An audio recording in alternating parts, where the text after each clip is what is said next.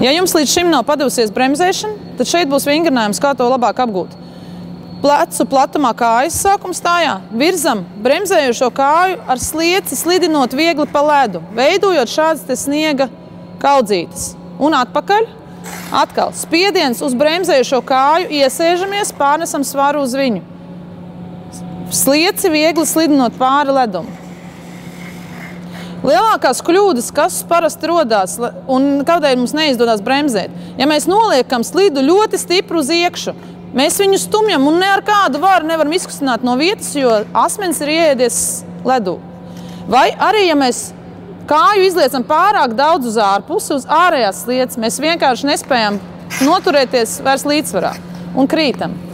Vispareizāk būtu nolikt slidu gandrīz taisni, nedaudz liecot uz slieci uz iekšpusi. Tad mēs viegli slidinām šo kāju pa ledu un veidojās bremzēšanas kustība. Papēdis uz āru. Tas pats tiek veikts slīdējumā, ķermeņa augšdaļu griežot sāņus un gurnus un pārnesot ķermeņa svaru uz bremzējušo kāju. Svarīgi ir tas, ka šī kustība jāveic ir saliektiem ceļiem un jāpārnes ķermeņa svars uz bremzējušo kāju, nofiksējot šo bremzēšanas kustību.